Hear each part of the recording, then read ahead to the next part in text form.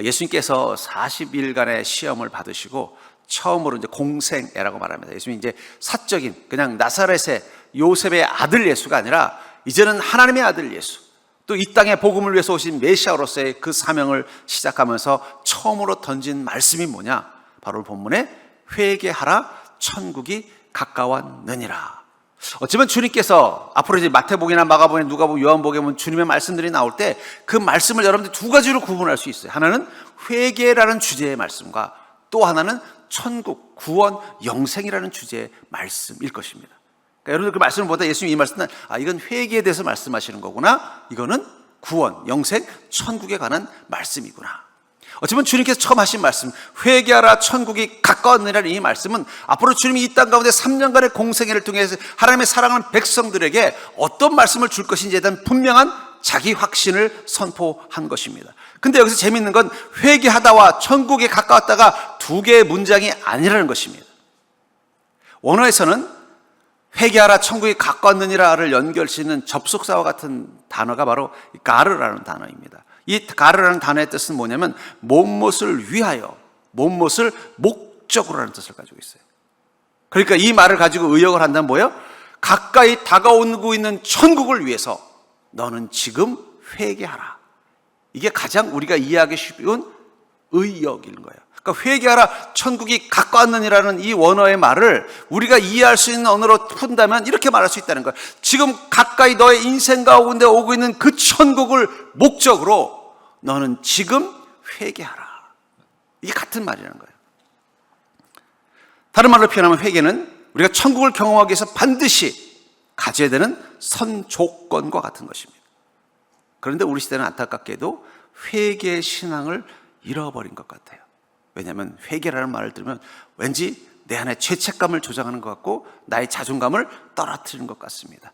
요즘은 초등학교에 아이들 훈육도 못한대요. 잘못했다고 꾸짖으면 자존감 떨어진다고, 칭찬만 하라고 한다.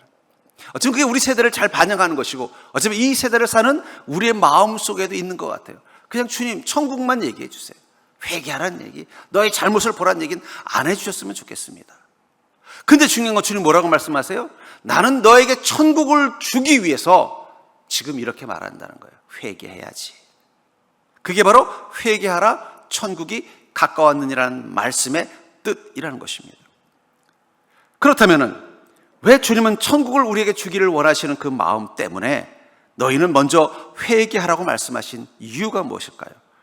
전 그것을 통해서 여러분들이 주님이 허락하신 그 천국을 경험하기 위해서 먼저 그것을 목적으로, 그것을 위해서 회개의 믿음으로 주님 앞에 서는 자가 될 수 있기를 주의 이름으로 축복합니다. 그렇다면 왜 먼저 우리에게 회개하라고 말씀하셨는가? 그 첫 번째 이유는 회개의 음성은 천국을 부르는 신호이기 때문입니다. 절 따라볼까요? 회개의 음성은 천국을 부르는 신호이다. 16절에 보니까 그 감에 앉은 백성이 큰 빛을 보았고 사망의 땅과 그늘에 앉은 자들에게 빛이 비추었도다 하였느니라. 이 흑암에 앉은 백성은 바로 그 당시 예수의 눈에 보인 죄인들, 절망 가운데 있는 인생들을 말하는 것입니다. 그리고 그들에게 인생 가운데 주님이 오신 모습을 뭐라고 표현하고 있어요? 큰 빛이라고 표현하고 있다는 것입니다. 주님은 그들을 그 어둠 속에서 건지는 빛이 되기 위해서 무엇을 말씀하신 거예요? 회개하라, 천국이 가까웠느니라. 이 가까웠다라는 말이 또 헬라어로는 앵기조라는 말을 씁니다. 천국이 여러분들의 인생 가운데 앵기조? 가까웠습니다. 근데 이 단어가 어떤 말이냐? 능동 완료형이에요. 그 말은 뭐예요? 이미 시작됐다는 거예요. 여러분들이 어디 배달 짜장면 집에 전화를 해서 여기 짜장면 한 그릇만요 하고 딱 끊었더니 생각해 보니까 짬뽕이 먹고 싶은 거여서 저기 짜장면 말고 짬뽕을 하려고 하는데 주인이 뭐라 그래? 벌써 출발했어요. 그러면요 바꿀 수가 없는 거예요. 가까웠다는 말은 무슨 얘기예요? 벌써 출발했다는 뜻이에요. 능동 완료형이라는 건 벌써 출발했다는 것이, 여러분들의 인생을 향해 주님이 허락하시는 천국이 이미 출발했다는 사실을 믿으시기 바랍니다. 그런데 그것을 위해서 뭐가 필요하다는 거예요? 회개가 필요하다는 거예요.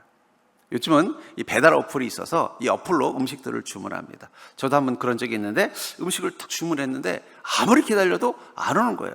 그래서 좀 이따 전화가 오는 거예요. 아무 계시죠? 뭐 주문하셨죠? 그래서 예. 그런데 왜 근데 사람이 없어요? 그래서 무슨 소리예요? 내가 하루 종일 있었는데 벨 눌러보시죠. 눌렀는데 사람이 없는데요? 이상하다. 그 주소를 얘기하는데 보니까 평택이 아니라 서울이더라고요. 제가 보니까 이게 우리 아이가 뭐 먹고 싶다 그래서 우리 아이 주소로 뭘 주문을 해줬는데 그거를 우리 집으로 바꿔놔야 되는데 그건 깜빡하고 뭐예요? 음식만 배달하니까 저 서울로 간 거예요. 근데 그때는 우리 아이는 이미 출근했으니까 어떻게 집이 비어있으니까 아무리 눌러도 없는 거예요. 그래서 아차 싶어가지고 이거 어떡하죠? 근데 이미 어떻게 해요? 제 실수한 거니까 그 짜장면은 그냥 날아간 거고 다시 동네 근처에 이제 어플로 해서 주문해서 먹으면서 깨달은 게 있습니다. 하나님이 이미 우리에게 천국을 보내셨습니다.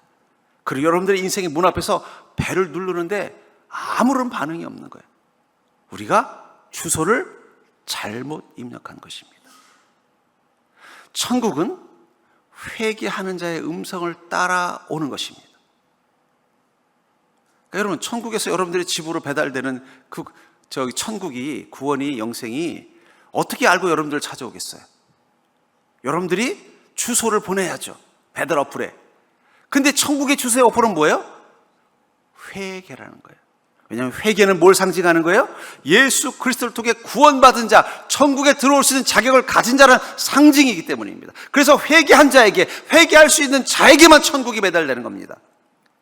회개를 경험하지 않은 자에게는 천국이 배달되지 않는 거예요. 우리는 자꾸 회개 없는 믿음을 생각합니다. 그런데 여러분, 회개 없는 믿음은 가짜입니다. 믿음의 시작이 무엇이기 때문이에요? 자신이 죄인임을 고백하고 그것을 주님 앞에 내어놓고 회개로 고백했을 때부터 구원이 시작되는 믿음이 되기 때문입니다. 그렇기 때문에 여러분, 천국을 경험하려면 먼저 우리 안에 회개가 있어야 되는 거예요. 여러분들은 천국을 주님이 이미 보내셨다고 하는데 그 천국을 받을 수 있는 회개가 준비되어져 있냐는 거예요. 왜 우리에게 주님은 회개하라 말씀하셨느냐? 바로 그 회개의 음성을 들으시고 천사가 천국을 배달해 주기 때문이에요. 다니엘서 9장 20절부터 21절에 보면은 다니엘이 이렇게 말합니다.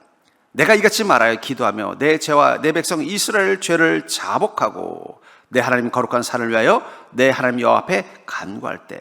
저는 이 문장을 들으면서 이 다니엘이 하루에 3번 예루살렘을 향해 난 창을 열고 기도했다는 그 장면이 이해가 됐어요. 뭘 기도했나? 그걸 보면서 하루에 3번씩 뭘 기도했나?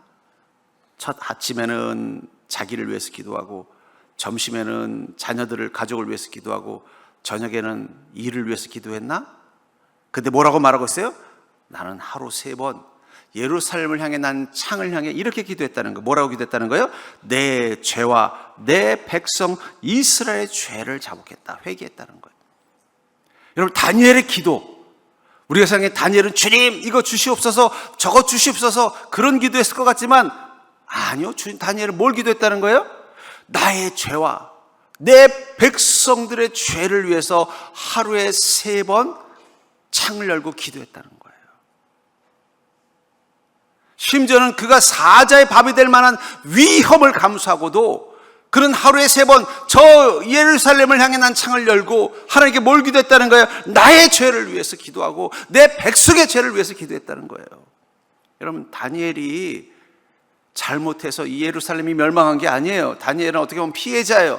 그들의 선배, 그들의 부모, 그들의 조상이 잘못된 믿음으로 예루살렘에 멸망한 피해를 당한 피해자인데 그는 누구를 위해서 기도한다고요? 자기 백성의 죄, 그 예루살렘을 멸망하게 만들었던 자기 조상들의 죄를 위해서 기도한다는 거예요. 자기의 죄뿐만 아니라 그것을 하루에 3번씩, 심지어는 자기가 이 기도를 함으로 말미암아 사자의 밥이 될 수 있는 시간인데도, 저는 그 생각도 해봤어요. 사자굴에서는 어떻게 했을까요?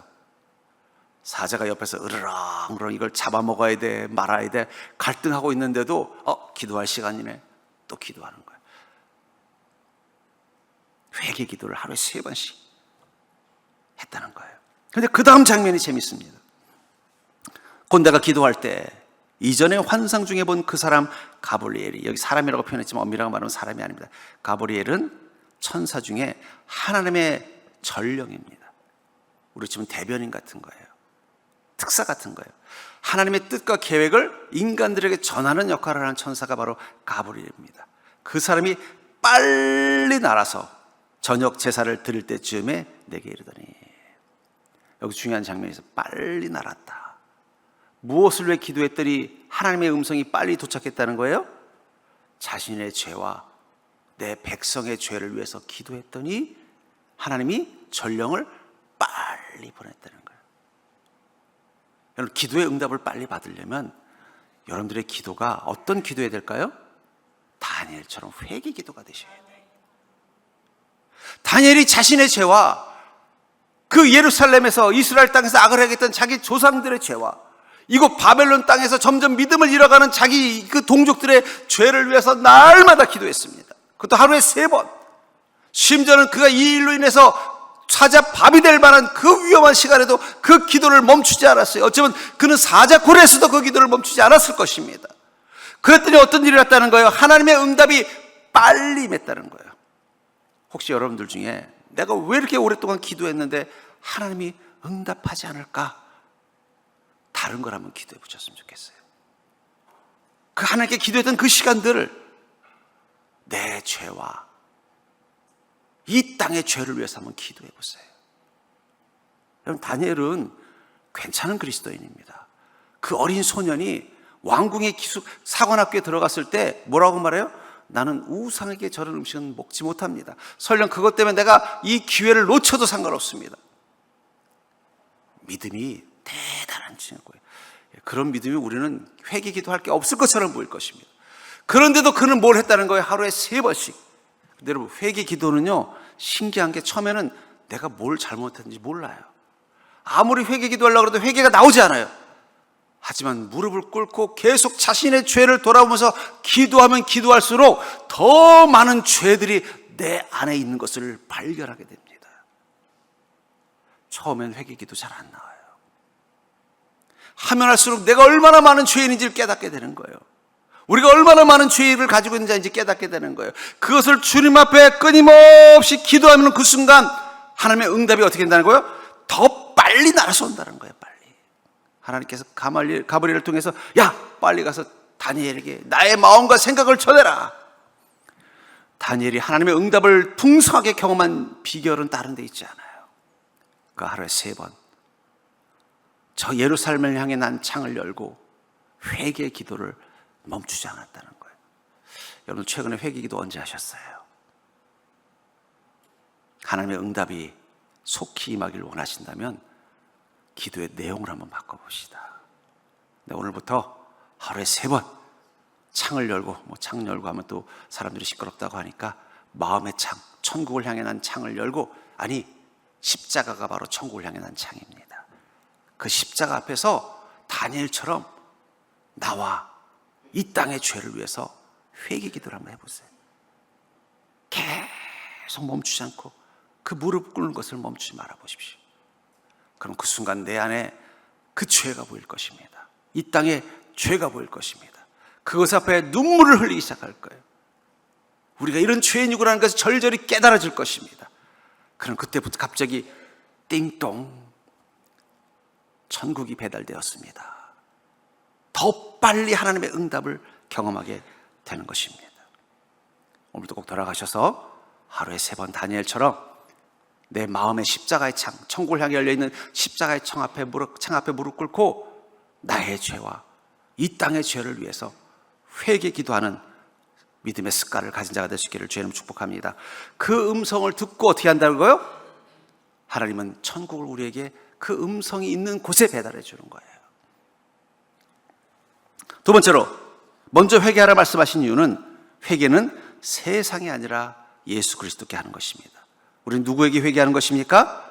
예수 그리스도께 하는 것입니다. 14절을 다시 보시면 이는 선지자 이사야를 통해 하신 말씀을 이루려 하심이라 일러스되, 주님께서 회개하라 천국이 가까웠느니라는 이 복음을 전하는 이 말씀을 하시기 위해서 행하신 그 일을 또 이 소위 말하는 가버나움에서 이 말씀을 처음 전하신 이유를 선지자 이사야를 통해서 이미 말씀하셨다는 거예요. 그게 바로 이사야서 9장 1절부터 2절입니다. 그 1절과 2절의 내용이 15절과 16절에 실려 있는 거예요. 스불론 땅과 납달리 땅과 요단강 저편 해변길과 이방의 갈릴리여, 흑암에 앉은 백성이 큰 빛을 보았고 사망의 땅과 그늘에 앉은 자들에게 빛이 비추었도다.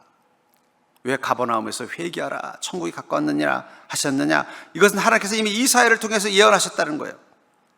그러면서 그 내용을 하면서, 그럼 그 이사야서에서는 그 다음 6절에 이렇게 말하고 있습니다. 이는 한 아기가 우리에게서 낳고 한 아들을 우리에게 주신 바 되었는데 그의 어깨는 정사를 메었고 그의 이름은 기묘자라 모사라 전능하신 하나님이라 영존하시는 아버지라 평강의 왕이라 할 것이며 한 아이를 우리 안에 낳겠다. 누굴 말하는 거예요? 예수 그리스도입니다. 그 한 아들을 우리에게 주셨다. 독생자 예수 그리스도를 우리에게 주셨는데 그분의 어깨에는 뭐가 있다니까? 정사를 메고 이 땅을 구원하시는 그 큰 사명을 가지고 계셨으며 그의 이름은 기묘자라 모사라 전능하신 하나님이라 평강의 왕이라. 그 큰 빛 예수님은 바로 우리를 구원하기 위해서 오신 하나님이면서 그분을 빛이라고 표현하고 있는 거예요. 여러분, 어둠이라는 것, 그것은 빛이 없는 것을 말하는 것입니다. 어둠은 존재하지 않습니다. 빛이 없는 걸 어둠이라고 말하는 거예요. 왜 우리는 이 흑암 가운데, 이 어둠의 절망 가운데, 이 어둠의 고통 가운데 있는가? 빛 가운데 있지 못하기 때문입니다. 그 빛 가운데 머물면 어둠은 사라지게 돼 있어요. 천국은 그 빛이 임하는 공간입니다. 그 빛이 임하는 마음입니다. 그 빛이 임하는 인생입니다. 그래서 여러분들, 그 여러분들의 인생의 어둠, 절망이든 실망이든 실패든 병이든 무엇이든 간에 그것을 몰라내는 빛이 되시는 예수 그리스도 앞에 서면 그것들은 사라지고 천국의 구원이 임하는 것을 경험하는 거예요. 그런데 이 어둠이 결국은 우리 삶의 모든 고통의 근원이 되는 것입니다. 출애굽기 12장 29절부터 30절에 보면은 애굽에 있었던 이스라엘 민족이 그 어둠과 절망의 땅에 있었던 시간을 이렇게 말합니다. 밤중에 여호와께서 애굽 땅에서 모든 처음 난 것, 곧 왕이 앉은 바로의 장저로부터 옥에 갇힌 사람의 장자까지와 가축의 처음 난 것을 다 치심해. 그 밤에, 여기서 계속 밤이라는 걸 표현하고 있어요. 왜 하나님께서는 이 애굽의 10번째 재앙, 모든 집에 있는 장자들과 모든 집에 있는 첫째 난 이 새끼들, 가축들을 다 죽이는 이 재앙을 밤에 했을까요? 그 밤이 상징하는 것, 빛이 없는 시간, 그것은 심판과 죽음이기 때문이에요. 이 땅에 예수 그리스도의 빛이 없다면 그것은 심판과 죽음뿐인 것입니다. 그 밤에 바로와 그 모든 신하와 모든 애굽 사람이 일어나고 애굽에 큰 부르짖음이 있었으니 이는 그날에 죽임을 당하지 아니한 집이 하나도 없었음이더라. 죽음은 심판을 상징하는 겁니다. 여러분들, 이 땅에 주님이 없는, 주님 앞에 설 수 없는 자들이 머무는 곳은 어두운 곳이고 어두운 곳에 곧 닥칠 일은 뭐라는 거예요? 죽음이라는 심판이 기다리고 있을 뿐이라는 거예요. 거기서 예외인 존재는 없는 것입니다. 여기 그날에 죽임을 당하지 아니한 집이 하나도 없다는 얘기는 애굽에 사는 모든 사람들을 말하는 거예요. 바로를 따르는 애굽 민족들, 또 이방 민족들, 유대, 이스라엘 민족도 포함된 것입니다. 그런데 거기 하나님께서 한 가지 예외 조건을 두었어요. 그것은 출애굽기 12장 21절부터 23절에 있습니다. 모세가 이스라엘 모든 장로를 불러서 그들에게 이르되 너희는 나가서 너희 가족대로 어린 양을 택하여 유월절 양으로 잡고 우슬초 볶음을 가져다가 그릇에 담은 피에 적셔서 그 피를 문 인방과 좌우 설주에 뿌리고 아침까지 한 사람도 자기 집 문 밖에 나가지 말라. 예외 조항이 뭐예요? 어린 양의 피를 그 문틀 좌우를 설주라고 그러고 문틀의 위를 인방이라고 합니다. 거기다 어린 양의 피를 바르면 어떻게 된다는 거예요? 밤새 죽음의 천사가 그 피가 발라져 있는 집은 통과한다는 거예요. 패스오버. 그게 바로 유월절이라는 뜻이에요. 유대인이기 때문에, 이스라엘 민족이기 때문에 그 모두가 죽임을 당하는 그 재앙의 밤에 그들의 생명이 건져진 게 아닙니다. 그들의 문에 피가 발라져 있었기 때문이라는 거예요. 실제로 이스라엘 민족이 애굽을 나와서 광야로 갈 때 이스라엘 민족만 간 게 아닙니다. 거기에는 이 이스라엘 민족과 똑같이 애굽의 노예로 있었던 잡족들이 있었다고 말해요. 근데 그들도 살아서 갈 수 있었던 비결은 뭐예요? 그들은 이스라엘 민족은 아니지만 하나님을 믿는 믿음이 있었고 하나님을 신뢰하는 믿음이 있었고 모세의 말을 통해 하나님이 이 땅을 심판할 걸 알고 있었기 때문에 그들도 자기 집의 문에 뭘 바른 거예요? 피를 바른 것입니다. 유대인이기 때문에, 이스라엘 민족이기 때문에 그들은 그 심판의 재앙을 면한 게 아니라 그들의 집 문에 무엇이 발라져 있었기 때문이라는 거예요? 어린 양의 피가 발라져 있었기 때문이라는 거예요. 왜 예수 믿어야 구원받느냐? 예수를 믿는다는 건 예수님이 우리 인생 가운데 어린 양이 되시는 겁니다. 그분의 희생의 피를 통해서 우리 삶에, 우리 자신의 그 문설주의 피를 바르는 순간 그 심판이 우리를 통과하는 것이지, 우리가 특별해서 구원받는 게 아니라. 그렇기 때문에 전제 조건이 뭐예요? 그것은 주님이 그 십자가의 피, 나의 죄를 위해서 대신 십자가를 당하신 그 희생과 그 사랑의 증거가 있어야 된다는 거예요. 그러려면 전제 조건이 뭐예요? 우리가 죄인임을 고백하는 게 있어야 돼요. 누가복음 5장 32절에 보면은 예수님께서 이 땅 가운데 오신 이유를 이렇게 말씀하십니다. 내가 의인을 부르러 온 것이 아니요 죄인을 불러 회개시키러 왔노라. 여러분들이 이곳에 온 것은 주님이 부르셨기 때문입니다. 뭘 보고 부르셨을까요? 죄인이기 때문에 부르신 거예요. 저는 그래서 세상을 두 종류 인간으로 생각합니다. 자신이 죄인인 걸 아는 죄인과 자신이 죄인인 걸 모르는 죄인. 그래서 주님 십자가에서 이렇게 말하죠. 주여 저들의 죄를 용서하옵소서. 그들은 자신의 죄를 알지 못하나이다. 죄가 없는 자는 없습니다. 하지만 자신이 죄인인 걸 아는 죄인이 있고 자신이 죄인인 걸 모르는 죄인이 있다는 거예요. 자신이 죄인인 걸 모르는 죄인은 자신을 의인이라고 생각하기 때문에 절대 주님의 부르심 앞에 서지 않습니다. 자신이 죄인인 걸 아는 자만이 부르심 앞에 서는 거예요. 어쩌면 그 유월절 사건이 있었던 그날 밤 유대인들이 이 모세의 명령을 듣고 어린 양의 피를 문설주에 발랐어요. 근데 그 유대인 중에 한 명이 그래도 자기가 친하게 지내는 애굽 사람이 있었어요. 그 사람을 너무 좋아하고 그 사람은 그래도 불쌍히 여기서 가서 말하는 거예요. 오늘 밤 아마 하나님께서 심판, 죽음의 재앙을 내리실 것 같은데 빨리 어린 양의 피 내가 갖고 왔으니까 이거 문설주에 발라요. 그랬더니 그 사람이 그러는 거예요. 그 마음은 고맙지만 나는 하나님을 믿지 않아. 나는 태양신 라를 믿고 나는 세트를 믿지 나는 여호와를 믿지 않아. 거절했다면 어떻게 됐을까요? 구원받지 못하는 거예요. 심판의 재앙이 임하는 것입니다.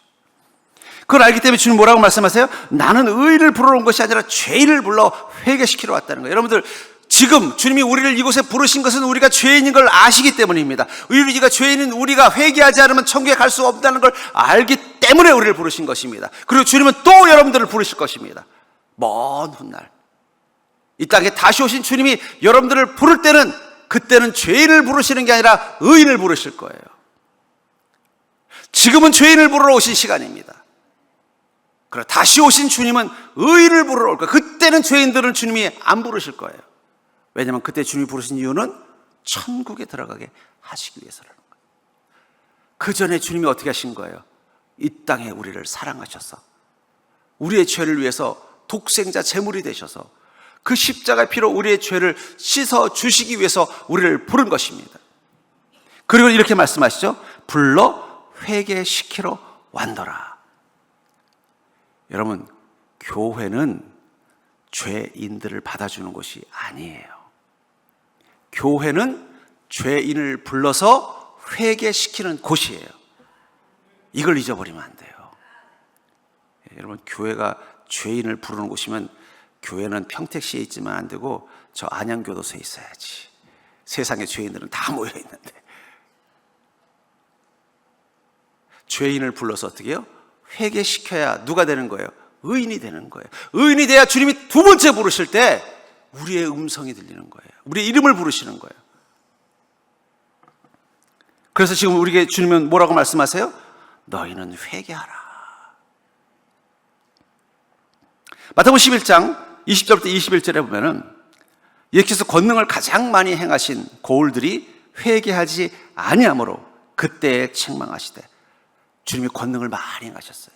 병자들도 낫게 하고 죽은 자도 살리고 귀신도 쫓아내고 오병의 기적도 일으키고 많은 사람들이 예수 그리스도의 권능 앞에 열광하고 예수님이 하나님이라고 선포했어요. 근데 그들이 회개하지 않았어요. 그때 주님이 그들을 책망하셨다고 말하고 있어요. 그 책망의 내용이 이렇습니다. 화 있을진저 고라시나 화 있을진저 베세다야 너에게 행한 모든 권능을 두로와 시돈에게 행하였더라면 그들이 벌써 베옷을 입고 제에 앉아 회개하였으리라. 이 두로와 시돈은 소돔과 고모라 성처럼 하나님의 심판을 받은 곳입니다.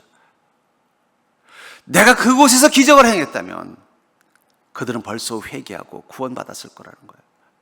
내가 너희들에게 이렇게 많은 권능을 행했는데 너희들은 왜 회개를 하지 않냐? 주님이 화나셨다는 거예요. 근데 여러분, 우리는 어떻습니까? 우리는 주님의 권능은 사모하지만 그 권능은 경험했지만 회개하지 않는다면, 회개의 믿음이 없다면 주님 우리를 책망하실 거라는 거예요. 요한일서 1장 9절에 보면은 만일 우리가 죄를 자백하면 그는 미쁘시고 의로우사 우리를 죄를 사하시며 우리를 모든 불의에서 깨끗하게 하실 것이요. 우리가 우리의 죄를 주님 앞에 스스로 회개로 고백하면 예수님 어떻게 하신다는 거예요? 우리 죄를 사하시며 모든 불의에서 깨끗하게 해주신다는 거예요. 그래야 두 번째 부르셨을 때 의인이 된 우리를 천국으로 인도하시는 것입니다. 여러분들, 우린 이곳에 왜 모였을까요? 아까도 말했잖아요. 주님이 뭐라고 말했어요? 내가 의인을 부르러 온 것이 아니라 죄인을 불러 회개시키러 왔노라. 자신이 죄인인 걸 인정하지 못하는 사람들, 자신이 죄인인 것을 받아들이지 못하는 사람이 이 교회에 문을 두드리면 주님이 이렇게 말씀하세요. 다음에 와라. 다음에 너를 부르면 그때 와라. 너는 의인이라고 했으니 내가 의인 부를 때 그때 와라. 지금은 죄인을 부르는 시간이야. 자신이 죄인인 걸 깨달아야만 주님의 음성이 들려요. 주님이 부르심이 느껴집니다. 그리고 자신이 죄인인 걸 깨달아야만 그 죄를 가지고 주님 앞에 나와서 어떻게 돼요? 그렇습니다. 주님, 내가 죄인입니다. 내가 죄인입니다. 내 죄가 너무나 큽니다. 그 고백을 하면 하나님은 우리 죄를 사하시고 우리를 모든 불의에서 깨끗하게 하시면서 보내시면서 이러는 거예요. 다음번에 또 부를 테니까 그땐 꼭 와라. 의인이 되어 돌아오라는 거예요. 여러분, 회개는 주님 앞에 하는 것입니다. 주님 앞에서 자신의 죄를 자백하는 믿음이 있기를 주의 이름으로 간절히 축원합니다. 여러분들이 이곳에 온 걸 보니까 주님이 부르신 건 확실하고 주님이 부르신 걸 보니까 아직 해결되지 않은 죄들이 있는 것도 확실한 것 같아요. 돌아가서 생각해 보니까 너무 억울하면 안 오셔도 돼요. 다음에 예수님이 부르실 때 그때 오시면 돼요. 의인들 부르실 때 오시고, 그래 생각해 보니까 내가 죄인이 맞다 하시는 분은 또 오십시오. 왜냐하면 주님은 나는 지금은 의인을 부르는 것이 아니라 죄인을 불러 회개시키려고 온 거예요. 다시 말하지만 교회는 죄인들이 모이는 것이 아닙니다. 주님이 부르신 죄인들을 회개시키고 깨끗게 하기 위해서 모인 것입니다. 전 여러분들이 이제는 자신이 죄인임을 고백하는 믿음 가지고 주님 앞에, 그 문설주 피 앞에 서는 자가 되시기를 주의 이름으로 간절히 축원합니다. 그렇기 때문에 온전한 회개는요, 마음의 회개가 아니라 행동의 회개로 나아가게 돼 있어요. 내가 정말 회개한 자라면 그것은 마음으로만 회개하는 것이 아니라 우리의 행동으로 회개할 수밖에 없다는 것입니다. 17절을 다시 보시면 이때부터 예수께서 비로소 전파하여 이르시되 회개하라 천국이 가까웠느니라 하시더라. 천국이 가까웠으니 회개하라는 거예요. 아까도 말했잖아요. 목적이 천국이라는 거예요. 천국을 위해서 회개하라는 거예요. 여러분들 괜히 찔려서 기죽이려고 하는 게 아니에요. 여러분들 열등감 다시 살아나게 만들려고 하는 게 아니라, 여러분 자존감을 죽이려고 하는 게 아니에요. 여러분 기죽이려고 하는 게 아니라 천국이 여러분들의 인생 가운데 오려면 반드시 거쳐야 되는 길이 회개 시간이기 때문이라는 거예요. 여기서 가깝다, 그 말이 원하는 임박하다는 뜻이에요. 임박했다는 얘기는 뭘 말하는 거예요? 맞을 준비를 해야죠. 그렇죠? 저희 아이랑 같이 음식을 어릴 적에 먹을 때 보면 저희 아이가 좋아하는 음식을 시키면요, 우리 아이는 벌써 막 신이 나요. 신이 나서 어떻게 하죠? 아빠 숟가락 놓을까? 포크 놓을까? 탁자에다 물도 갖다 놓을까? 콜라 먹어야지. 콜라 갖다 놓을까? 벌써 준비를 하고 있어요. 아직 뭐 배달을 시킨 지 5분도 안 됐는데. 그럼 계속 기다리면서 문가에 귀를 기울이고 있는 거예요. 조금 있어야 와, 조금 있어야 와. 그러다 벨 소리가 들리면 확 나가요. 자기가 가서 받아오겠다는 거예요. 가보니까 아니에요. 그럼 실망하고 또 와서. 또 와서도 어떻게 돼요? 또 기다려요. 아무리 신나고 재밌는 만화 영화가 있어도 그 귀가 어디로 가 있어요? 초인종에 가 있는 거예요. 식탁에는 이미 그 음식을 먹을 수 있도록 세팅이 다 돼 있어요. 우리가 하라고 할 때는 안 하던 녀석이 자기가 좋아하는 음식이 배달되니까 그걸 먹을 수 있는 준비를 스스로 하고는 여전히 그 문을 향해 귀를 기울이고 있는 거예요. 그러다가 오토바이 소리가 나더니 오토바이 소리가 싹 꺼지는 소리가 나면은 총알같이 달려가서 문 앞에서 벨 누르기를 기다리고 있는 것입니다. 벨 누르면 얼른 가서 안녕하세요 하면서 그걸 가지고 와서는 자기가 먼저 다 세팅해요. 평소 때 너도 숟가락 좀 놔야지 그러면 딴짓하던 녀석이 자기가 그렇게 기다리던 그 음식이 오니까 자기가 발 뻗고 나서서 거기에 집중하더라고요. 우리를 구원하시는 주님의 그 은혜, 그 천국을 여러분들이 정말 사랑한다면 우리가 회개하는 마음으로 임박한 그 천국을 준비할 수밖에 없다라는 거예요. 왜냐하면 천국은 회개한 자에게만 임하기 때문입니다. 근데 이 회개라는 단어가 원어에는 메타노에오라는 단어를 쓸 때 이 말은 후회하다라는 뜻도 있어요. 결국 회개는 뭐라는 거예요? 후회하는 것입니다. 내가 지금까지 살아온 것, 내가 지금까지 생각한 것, 내가 지금까지 선택한 것, 내가 지금까지 했던 것을 후회하는 것입니다. 그렇기 때문에 회개는 마음으로 하는 게 아니에요. 여러분들, 후회를 마음으로 하는 사람은요 절대로 바뀌지 않습니다. 후회하면 어떻게 해요? 행동을 바꾸죠. 그렇지 않아요? 여러분들 후회하는 일들이 있잖아요. 그럼 어떻게 돼요? 행동을 바꾸잖아요. 회개는 명사가 아니에요.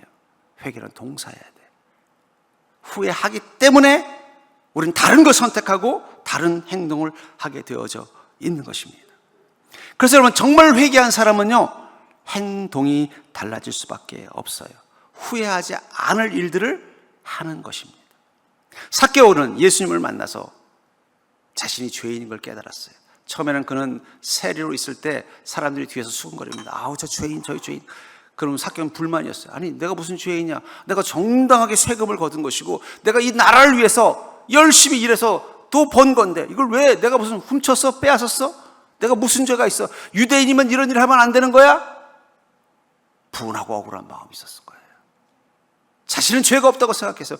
자기가 가서 무슨 이상한 잘못을 저지른 것도 아니고 그냥 세리라는 이유만 가지고 자기를 죄인이라고 말하는 것이 얼마나 불편했겠어요. 하지만 그 마음에 늘 인정받지 못하는 것, 그리고 그 마음에 뭔가 자기는 이미 성공했고 부자가 됐고 당당하다고 생각했는데 그 마음속에 여전히 사라지지 않는 그 깊은 공허감이 있어서 주님을 만난 거예요. 그랬더니 주님이, 야 삭개오야, 나 오늘 너희 집에서 오늘 하룻밤 자야겠다. 그 말을 듣고 기뻐서 자기 집으로 모셨어요.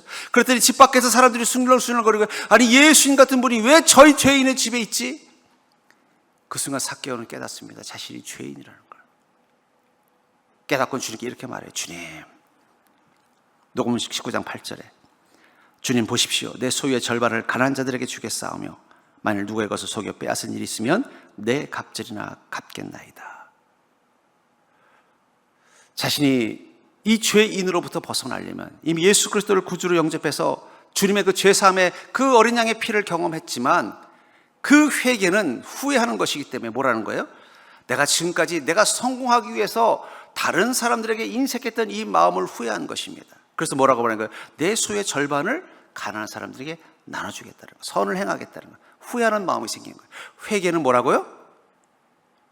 후회라는 뜻이라고 그랬죠. 그래서 그걸로 끝난 게 아니에요. 또 뭐라고 말해요? 만일 누구의 것을 속여 빼앗은 일이 있으면 내 갑질이 하게. 내가 다시 한번 내 인생을 돌아보면서 혹시 후회할 만한 짓을 했는지 돌아보겠다는 거예요. 그 전까지는 자신이 이런 생각을 하는 것 자체를 해본 적이 없어요. 그걸 후회할 이유가 없었기 때문이에요. 후회할 만한 짓, 다른 사람들을 속이고 빼앗은 일이 있으면 그것을 4배나 갚겠다는 거예요. 그것은 자신의 과거에 대한 책임도 있지만 미래에 대한 선언입니다. 앞으로도 나는 어떻게 되겠다는 거예요? 후회할 일을 하지 않겠다는 거예요. 죄인이 되는 후회할 일을 하지 않겠다는 것을 뭐라고 말하는 거예요? 남의 것을 속여 빼앗은 일이 있으면 내 갑절이나 갚겠다는 거예요. 아까도 말한 것처럼 회개한다는 것은 후회한다는 뜻입니다. 후회하기 때문에 우리는 후회하지 않는 행동을 하는 것입니다. 근데 중요한 건 언제 때를 후회하냐는 거예요. 여러분, 10대와 20대 때는 뭘 후회할까요? 그때를 생각하면 그때 더 신나게 놀았어야 됐는데, 그때도 연애도 했어야 됐는데. 저도 후회해요. 맨날 공부만 해가지고 그때 미팅을 한 번도 못 해본 게 얼마나 후회가 되는지. 30대 40대 때는 뭘 후회할까요? 내가 그때 더 열심히 스펙을 쌓아서 더 좋은 직장으로 옮겼어야 되는데 후회를 할 거예요. 그렇죠? 50대 60대는 뭘 후회할까요? 아이고, 내가 그때 좀 저축을 더 해가지고 좀 노후를 위해서 좀 준비를 했어야 되는데 후회할 거예요. 그럼 70대 80대는 뭘 후회할까요? 아이고, 내가 그때 건강관리해서 지금도 좀 건강했어야 됐는데 그냥 먹고 사느라고 일하느라고 건강관리 안 해가지고 그렇게 아프라 후회하는 거예요. 나이대마다 후회하는 게 달라요. 그렇죠? 그럼 10대를 시절을 후회한 사람은 10대로 돌아가면 뭐 할까요? 아마 그냥 맨날 여행 다니고 그냥 맨날 미팅하고 맨날 놀러 다녔을 거예요. 왜냐면 후회했으니까. 이 30, 40대를 후회했던 사람이 30대로 돌아가면 뭘 했을까요? 아마 더 승진하고 더 성공하려고 스펙도 쌓고 뭔가 자기 노하우를 만들려고 더 애를 썼을 거예요. 놀지 않고. 5, 60대를 후회한 사람이 50대로 돌아가면 어떻게 했을까요? 이제는 아껴서 돈을 모으려고 애를 썼을 거예요. 7, 80대를 후회하는 사람은 어떻게 되겠어요?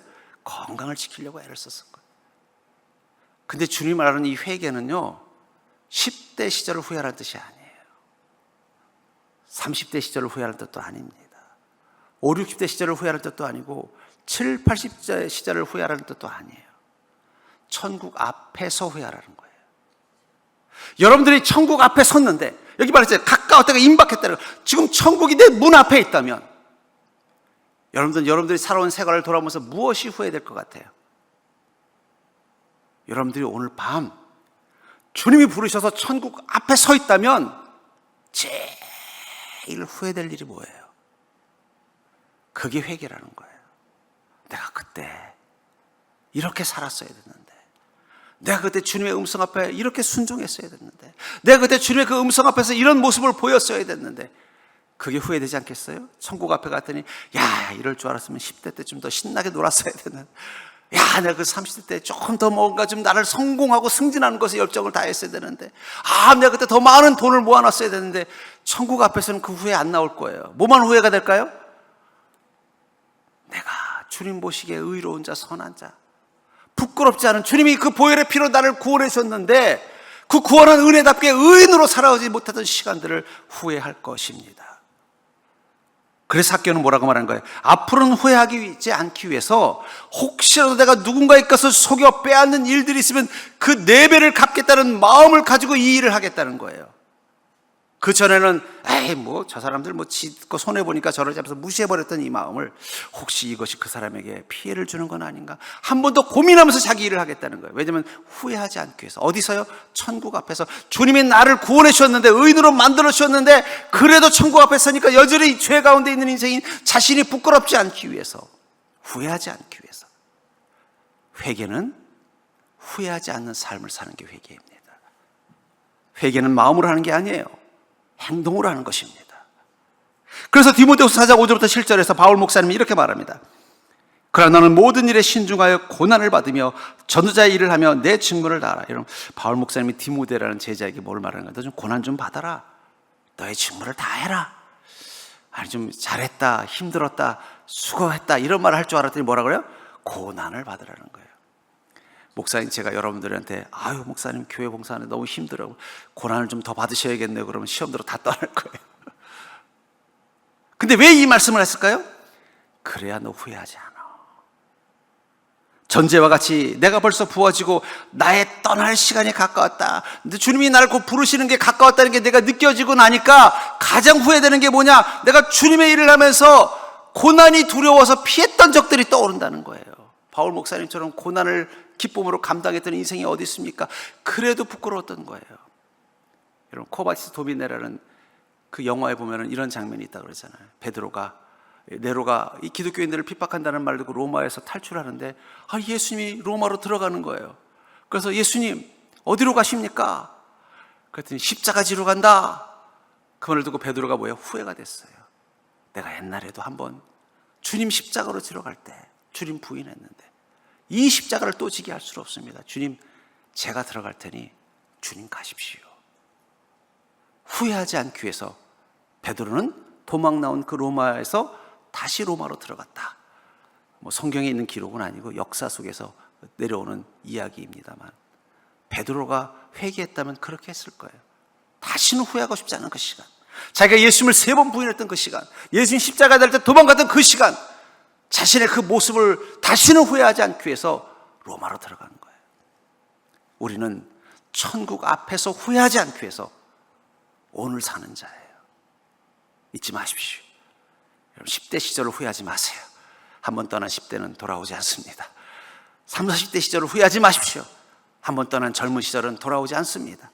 5, 60대 시절을 후회하지 마십시오. 그때로 돌아가도 별로 달라질 건 없어요. 60, 70대 병들고 아프다고 후회하지 마십시오. 어차피 늙으면 다 고장나게 돼 있어요. 우리가 정말 후회하는 것은 천국 앞에 섰을 때예요. 천국 앞에서 후회할 일을 지금부터 하지 않는 것, 그게 회개한 삶이라는 거예요. 바울 목사는 그 얘기를 하는 거예요. 내가 곧 주님이 부르실 그날이 다가오는 걸 돌아보니까 고난받는 거 힘들어할 필요 없고, 전도의 사명 다하는 거 힘들어할 필요 없어. 나는 선한 싸움을 싸우고 나의 달려갈 길을 마치고 믿음을 지키는 것, 그게 바로 후회하지 않는 삶을 사는 것, 회개라고 말하는 것입니다. 여러분, 어떤 마음으로 하루를 살아가세요?